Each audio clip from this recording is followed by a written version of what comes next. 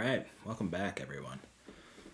Today we're going to do a little talk through, but it's going to cover a little bit more than the last talk through we did, which I think was just a single day, day 19 if I remember correctly.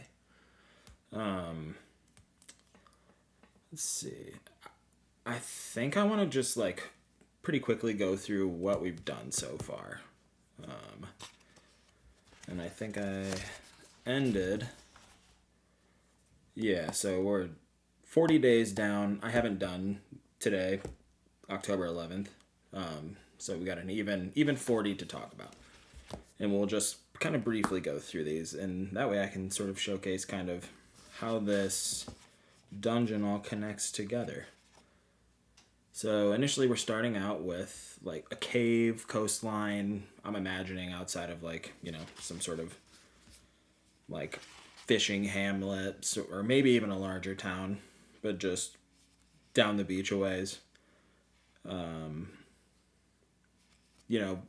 Navigable during low tide when the water's out, and regularly visited by those who have lost loved ones at sea, each claiming they've been beckoned by name into the dark. So then you head in to the cave. You've got kind of this would be, maybe ankle level during low tide. There's sort of a lip back here, like a ridge. And if you're able to get on top of this is where you find the entrance to the dungeon through a little tunnel at the back of the cave. So you head in, you go down a set of stairs at the end of the tunnel, and you've got sort of a large room riddled with pitfalls, little areas the players can go through. So kind of the theming of this is dark. This would be great for Shadow Dark or something like that. Anything where light is a very important resource. Obviously, you could do 5e or something like that too. Anything where you've got someone who can readily produce light, or you can move quickly with the light provided. Shadow Dark might be kind of brutal just because, that shit's on a timer. But yeah, so you have this black liquid that sort of forms these rivers and ruts throughout these caverns. You've got supply chest across one little hop and two exits, A and B. And this is where these connections and IDs come into play, which are fantastic. So there's a silver nautilus found in a broken supply chest. That'll become important here in a little bit. So this is the connection, first floor, room 1, up here. This would be the A exit. So once you go through this door, leads you to here. Narrow path, 6 feet wide, chasms on either side, no natural lighting. Ground is slick, water from the bay above finding its way through the sea. There's an 8-foot break in the path leading north. Door A has been boarded shut. Okay, so then there's a gap before the rest of the path leads to a natural opening at B, which we haven't done B yet. So, how did they get through? How did I say that? Oh, I guess you just bust in. I think that's no, you need one of the items in here. So maybe it's easy. Maybe it's easy to get through. We'll say that. Whatever, I don't need to write that down. It'll be easy to bust through, hopefully. Someone make it a splinter, a little tiny laceration in the process. But let's say you head through 1FR2 through the A exit, brings you to 1FR3, first floor, room 3, where you've got more of the black liquid. See, I kind of tried to make it match up, so that way when I piece it together, you've got up here, which is where this would be, But if it leads you back around, you've got where this river would have still been coming through. So here's the black liquid coming back through. I drew this on the wrong side. So similar rocky dank room with a section of the wall collapsed. This is over here. Back wall is lined with storage structures, crates, shelves, chests.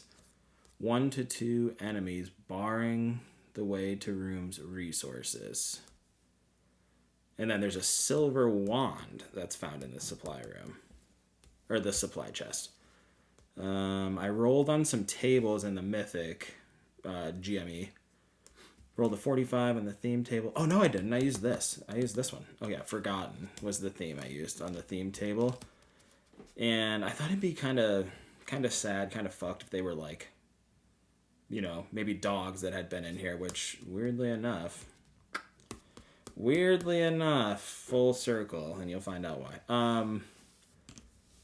So there's dog-like creatures lying at the end of a trail of blood and viscera originating from the cave-in. The creatures' backsides appear to have been crushed by the collapse, torn from the upper half as the creatures crawled towards the center of the room. Remaining motionless, the creatures lash out at those who get too close. So there is a way to get past these two if they do it stealthily. Could have drawn them. This is back when I was a little more nervous to draw in here. And then, where do we got here? So then this is 1FR4. This is 1FR2B. So that would be here. You head through this natural opening. Find yourself in an amphitheater style room, seating carved from the rocks itself, slipping downward toward the back half of the room where a pool of that black liquid lay, remaining fed by an underground spring 3 feet deep. 5 altars found in the room. 1, 2, 3, 4, 5. And here's the last one here. And so I did an event for the next day, for day 8. So if a character enters the pool, the black liquid works its way up toward the head, searching for a path to the brain, sends character into a trance-like state. Roll an appropriate save to break. I'm trying to keep it relatively system agnostic, so, you know, appropriate save. Use your better judgment to break the hold for an opportunity to move to safety. If the roll fails, the liquid enters the skull, reaches the brain, and alters or supplants memories of this character. DM or players add flavor to this fate. Yeah, so that's what happens if they try to, you know, rummage around in the black liquid, which you will notice there's a little something there. But who knows? Who knows what it could be? And so second floor, room 1. So first floor, room 1. See, that you would be so fucked without these. So these are stairs. It does look like I put an NPC there, but I never did anything with it now that I'm thinking about it. Huh. Maybe we cross that out for now. There we go. No more NPC. Alright, and then this is what you reach when you go down those stairs.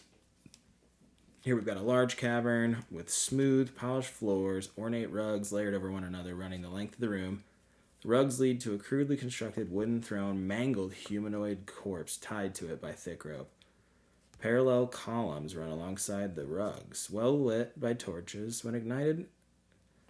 Well lit by torches found on each column when ignited. So, when they're lit. That was unnecessary.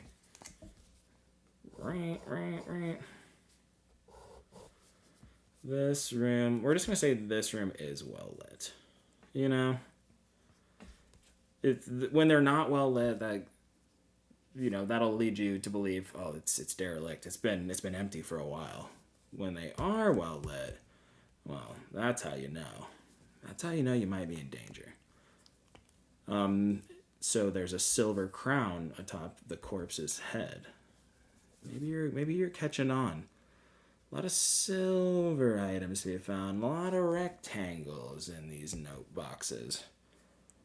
And then here we got second floor, room 2, which was the 2FR1A connection. This guy over here.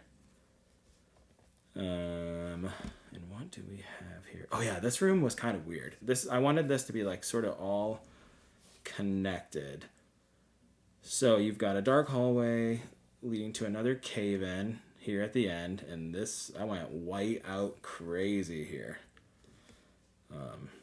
Holy shit. Okay. Leading to another cave-in. Switch on the right-hand wall drops a false barrier, exposing a torchlit hallway and a gated section. That would be here. And this leads, inside the gated area rests a large enemy. The area contains a trough for food and a stone basin for water. Reverse side of this false wall, constructed of thin wood planks painted to match. Maybe I can do...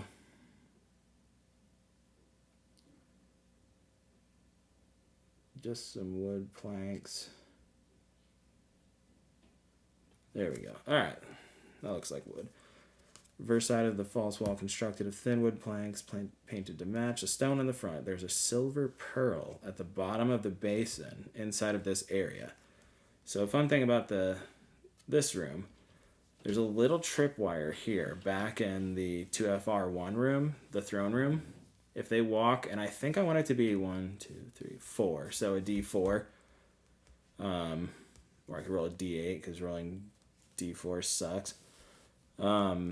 If they walk between this area, or if they explicitly say, like, we go from the throne and we try to head over to B, if they trip this, it drops this gate. And now we've got our enemy. Still a little scared to draw enemies. I tried my hand later on, and you'll find out. You'll see. It's horrible. So this is a large enemy. If the tripwire is activated, creature will be released and wander, capable of breaking through false wall. Darkness and confusion of the main hallway agitates the creature, inciting erratic behavior. You know what I just realized, though? No, this one's lit. This one is not. So let's do torches. Got some torches here.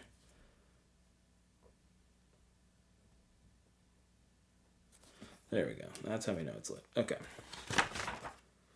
Inciting erratic behavior.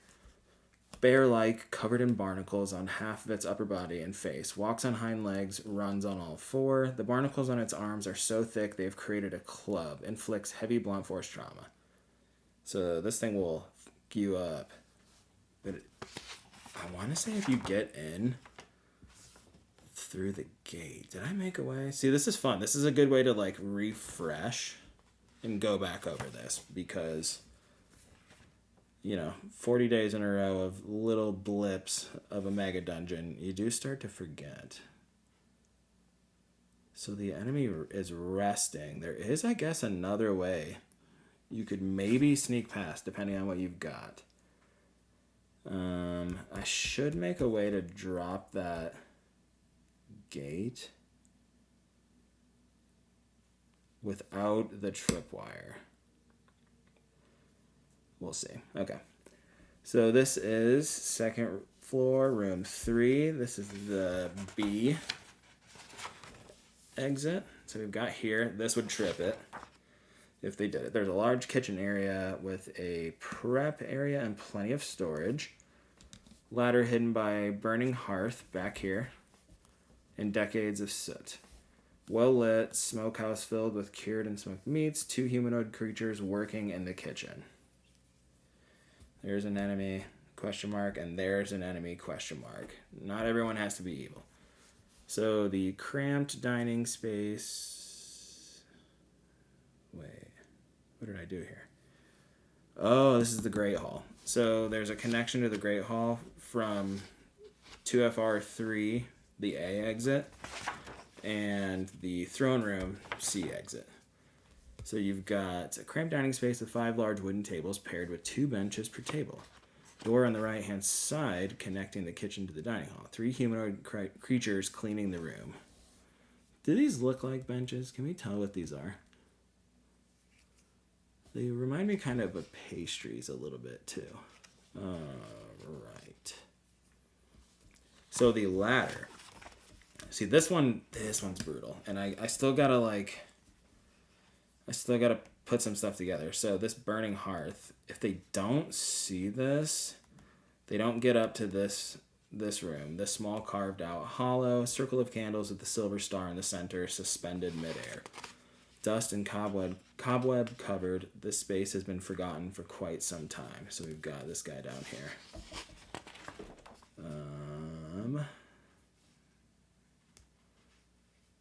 Yeah, I really got to go back at some point and figure this out.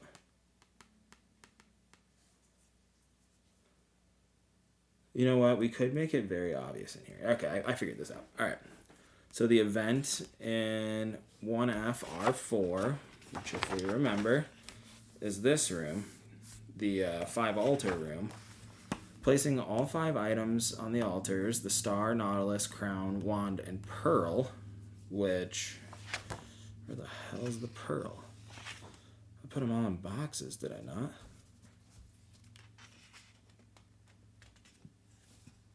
We've got nautilus, wand, the crown, the pearl at the bottom of the basin.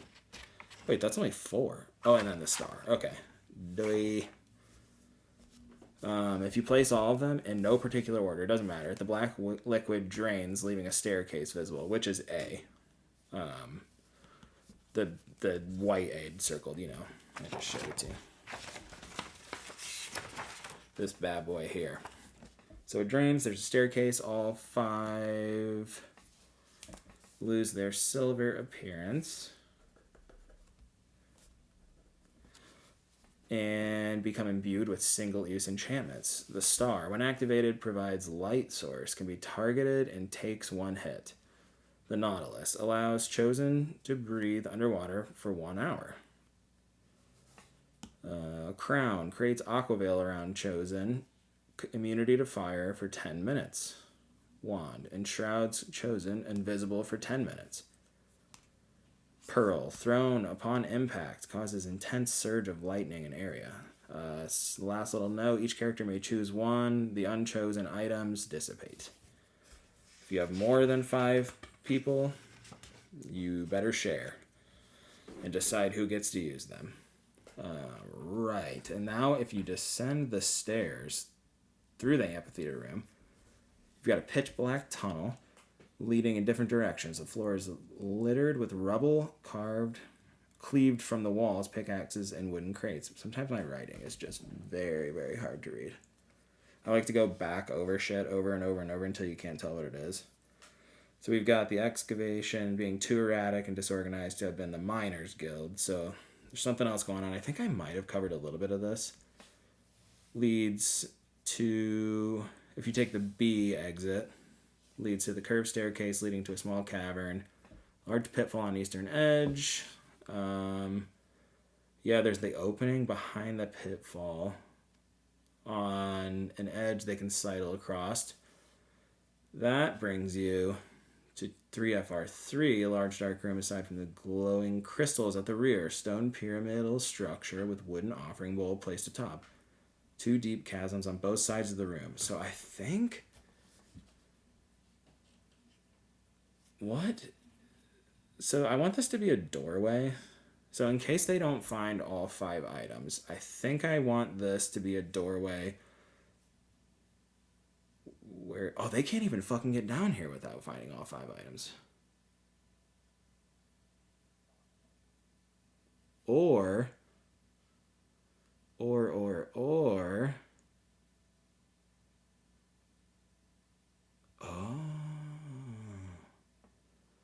Wait, what if they come from this way and this crystal wall opens?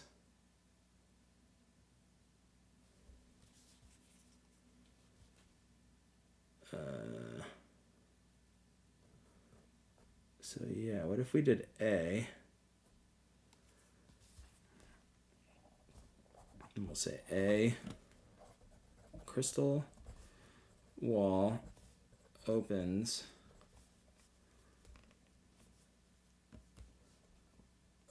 leading to a staircase carved through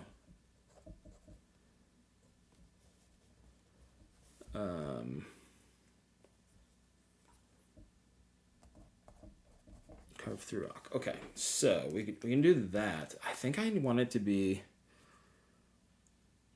maybe. What if it's an exit only? Or no. What would it be? An entrance only? I mean, I guess they could go back up it. Opens from staircase side only. Without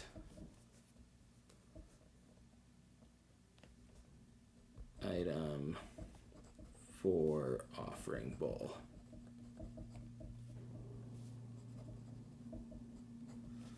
All right. So unless they have the item for the offering bowl, which I don't know. I don't know where to put that. Maybe it doesn't exist. Maybe they wouldn't need to go back up this way, but this needs to be some sort of way. They need to be able to get out somehow. So what would make the most sense? How would they have gotten out of here?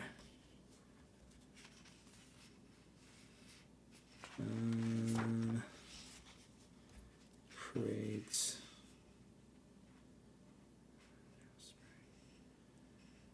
What if... Okay, hold on. I got an idea. What if there's a wall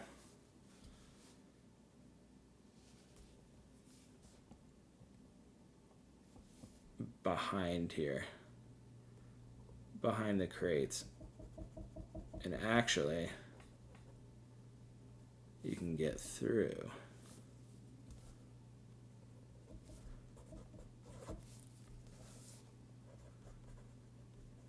Staircase behind crates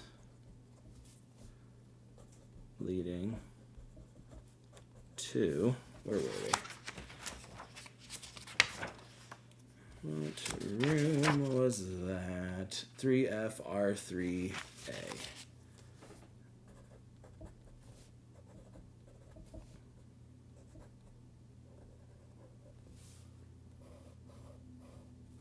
There we go. If they find it. There's no reason they should find it. But if they're snooping around. Okay, so we got that done.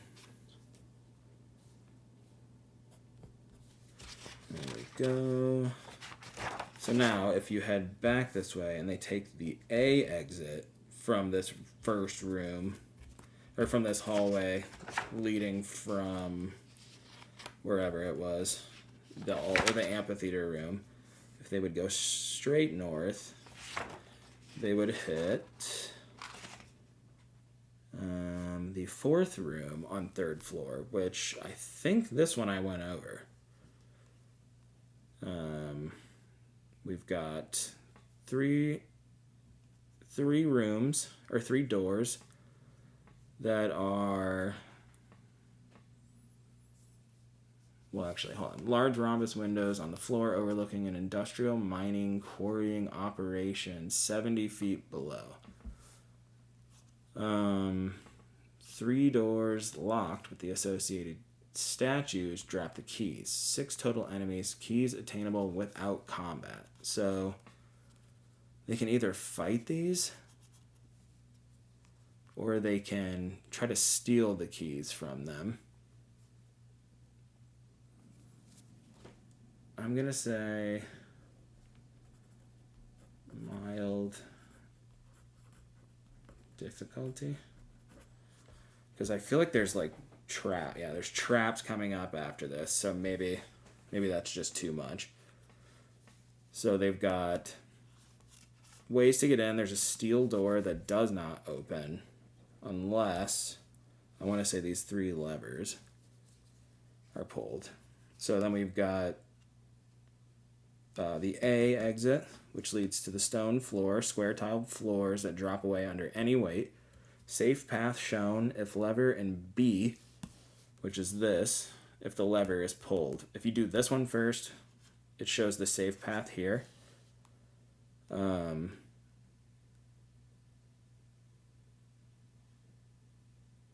yeah. If you pull this one, that one first, the safe path is shown here. This is one of 3 levers located at the back of the room. Here we've got B, which is this one up here. We've got diamond platform in the center, 2 logs that sweep across a platform, 1 at chest height and 1 at knee height.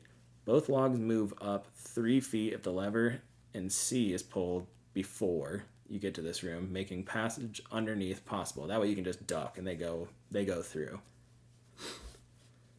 This is another of the levers you need to unlock the steel door. And then here, I think I posted a short about this one. You've got a dimly lit maze, sections of the walls lower if I pull this one first, then it makes this one easier.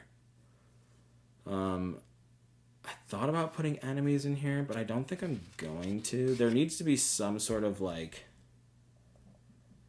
I don't know, like time limit or something. I don't know. Well, I'll have to workshop it, but walls close in question mark, or maybe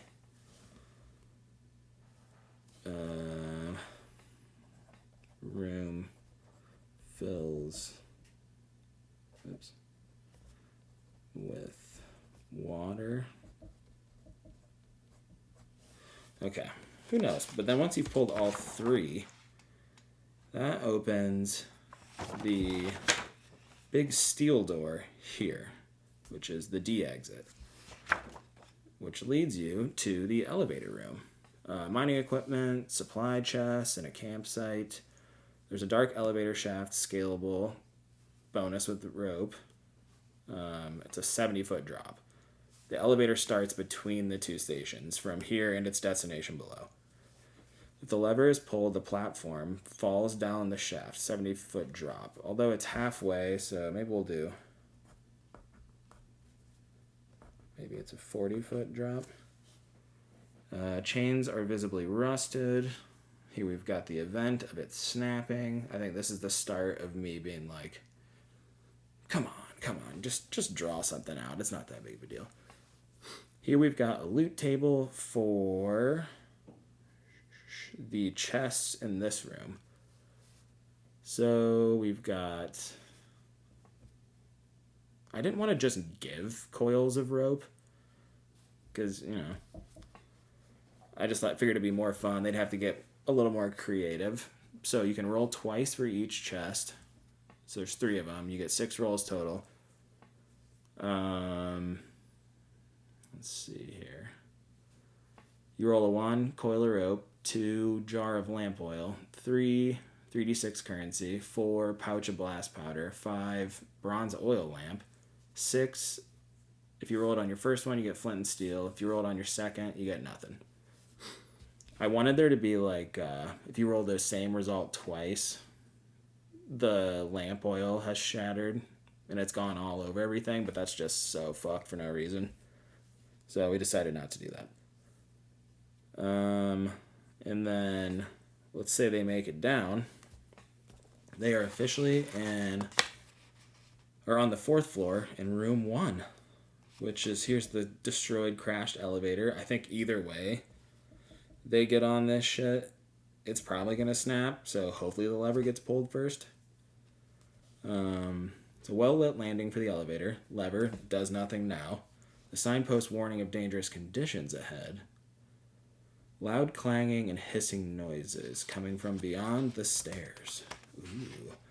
Now we take the A exit, the only exit, and we're in room 2, which is an enormous cavern filled with mining, smelting, refinery, and smithing station. This is what they would have seen in the 6 statue trial room.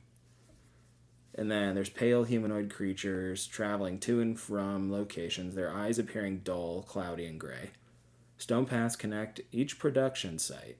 The tunnel and the exit to the east past storehouses. So we've got an exit over here. The river, waterfall are saltwater, even though I said they were lakes. So I'm actually going to get rid of this. There's underground. I think I was like, oh, the water has to come from somewhere. It's like there's fresh water in caves. The enemies are pale humanoid workers. They're very hostile towards other species. They swarm invaders as a group. Range of vision extends to about 10 feet. They'll investigate outside of its range of vision if it notices something conspicuous. So this is going to be a stealth section or a chase sequence. So we'll see what they choose. Once you head through past all the storehouses, you get to A. And these ones I was stoked about these. I was very proud of the smelteries and the forge and my storehouses, and my waterfall and my ore conveyor. I don't know. I was feeling this one for sure. Go to the next room, which is the third room. It's a wooden path on stilts branching in 2 directions above a vast pit. Torchlight on a square, wider section on the east path is the only light source in the cavern. Crates on square section contain black metallic ore, warm to the touch. Sound of water to the south. So we're going to head down here. I don't think I've done anything going north of room 3 yet. So yeah, we're going to head south here. There's like a little chunk of land that they can stand on the south edge of the room. We're going to head through B. We're in room 4. It's an old transport corridor for mining results. Traveled frequently enough to warrant a stone path and bridge, the latter of which has been destroyed. So the bridge got effed. It's a little bit of some problem solving here to get from the destroyed bridge over. Little kind of jumping puzzle maybe, or they could jump this over here. Be way easier.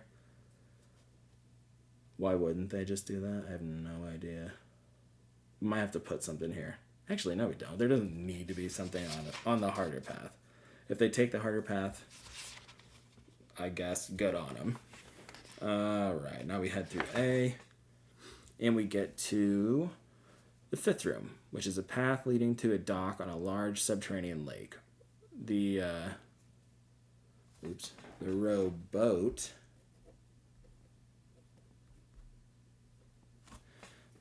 tied to a dock. There's calm water lapping at the cave walls, leads to a narrowing flow. River. Narrowing flow. That is wild. Okay. So we're going to sail the river. We're going to get to the A exit, which is room 6. And this is, I made a short about this too. So this will be the kind of log chute. They head down this waterway. Past the caved-in section, the water gets faster and faster and faster, heading towards a rocky landing. They gotta try to stop the boat, or they crash into it. Launching up onto the land, maybe doing a little bit of damage. Waterway that loops around a caved-in section of wall. Guttural noises heard from beyond the fallen rock. Can the boat be stopped before crashing into the rocks? Who knows? Boss enemy through the tunnel, past the landing. Here's my attempt at creature art. Don't look at it. So the boss here on this landing is a nautilus creature dragging long white tendrils behind it. Appears as a large shell in the ground before spindly, jagged legs extend and lift the foe to a towering 8 feet tall. It lashes out with calcified tendrils. May cause severe bleeding on critical hits or severe damage. Yeah, this is my first enemy drawing. Didn't go great. Kind of lost a little bit of steam here, or a little bit of confidence, and that goes down into this room too. Like, what the actual fuck is happening in here? So they defeat the boss. Hopefully, head through the tunnel behind it, which leads to like a long archipelago. Not an archipelago, a peninsula, where they take a path, climb up ladders, up a ridge, and leads to like the very, very, very, very edge. I'm thinking of like, there's like a place in Bloodborne. I want to say it is. Once you're. Where the fuck is that? There's a bunch of stone trolls there. Like the trolls with like the big stone bricks. And a bunch of old hags. I don't remember where it's at. But there's like a part where you're like on all these roofs and you get a rune cairn there. I can't remember, but kind of inspired by that. Long rocky peninsula reaching out into a seemingly infinite cavern surrounded by crashing waves. At the end of the peninsula there is a tiered rise upon which a stone lectern sits. A book is found atop the lectern, cloth bound and ancient.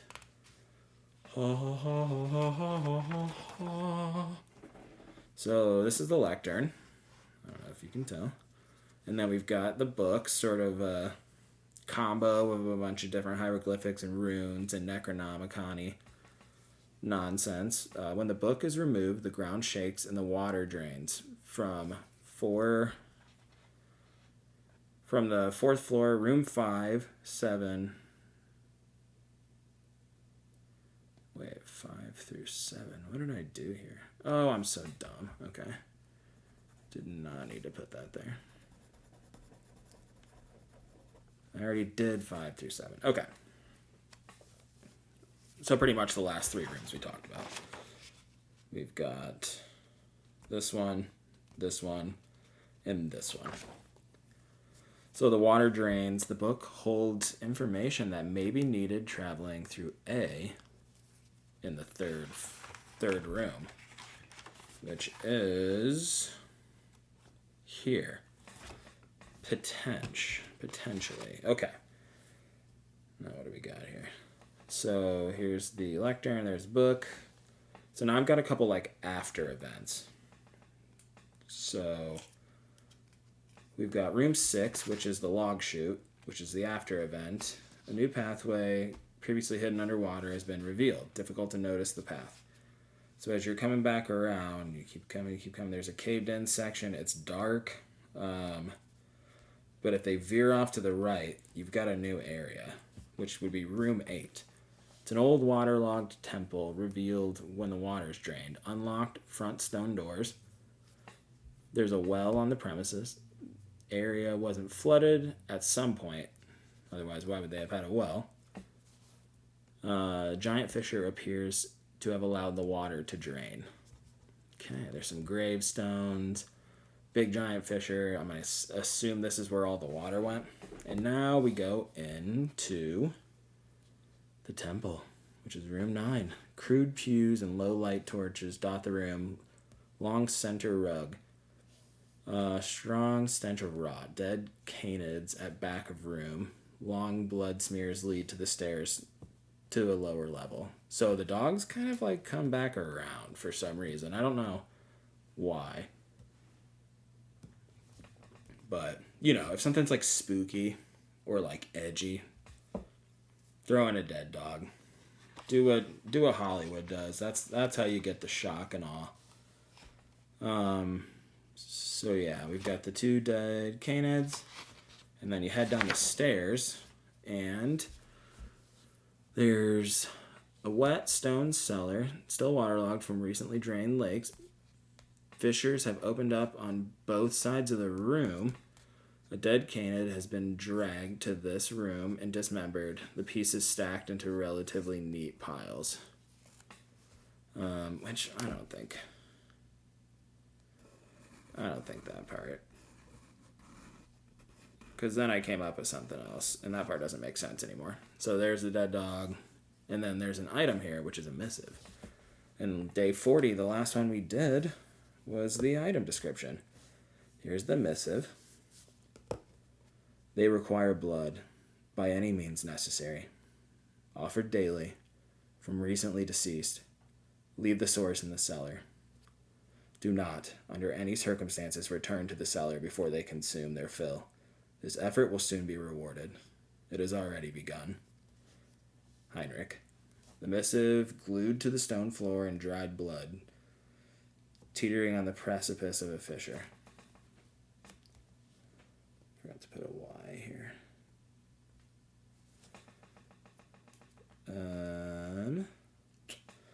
Yeah, so we've got a missive. We've got some kind of shady shit going on.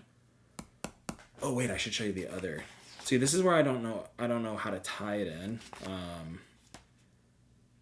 So it says they require blood. They're feeding something. But then I forgot I put this back too. I did an after effect here. Did I do one other place or just here? Okay. So the after effect, which is denoted by AE. So we've got here, which is the after effect of the room. Water drains as a result of the Room 7 event. Large stone slab depicting a terrible beast protecting a small creature. That would be the stone slab here. Beast is being encircled by lines streaming forth from a tome. Dark tunnel against the east wall. So there is an east wall. I think what I did in the cellar was... Wait. No. I didn't. I was going to make the cellar...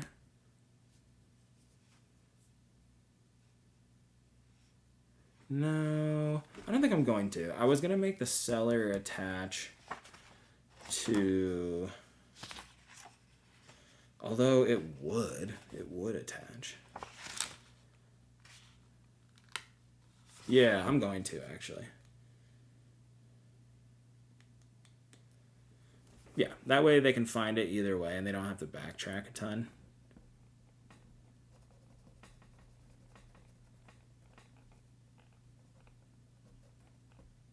So we'll do A here.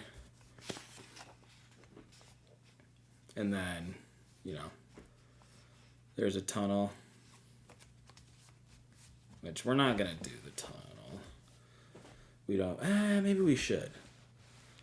Yeah, fuck it. We'll do the tunnel. Maybe that'll be my today's thing, and I can put something cool in it. But yeah, so that's where Dungeoneer is at right now. Truly can't believe how fucking fun this shit has been. It's been an easy 40 days. About to be 41.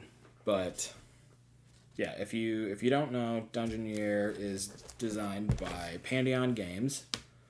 A lot of options. A lot of tables at the beginning. There's a tracker, kind of rules to explain what happens. It's pretty freeform. The rules are, not hard. Tons of graph, note room. Yeah, and then you got 365 days of prompts essentially. So we're in it to win it at this point. But yeah, just wanted to give you all a little sneak peek. That's crazy, dude. Wow, it's gonna be so fun to get all this pulled in through a scanner or something and try my hardest to connect it out. I'll have to do a big vector canvas and just piece all of these together somehow. But yeah, that's pretty much all I wanted to show you. So thanks for watching. I appreciate y'all. Stay tuned for more. All right, bye.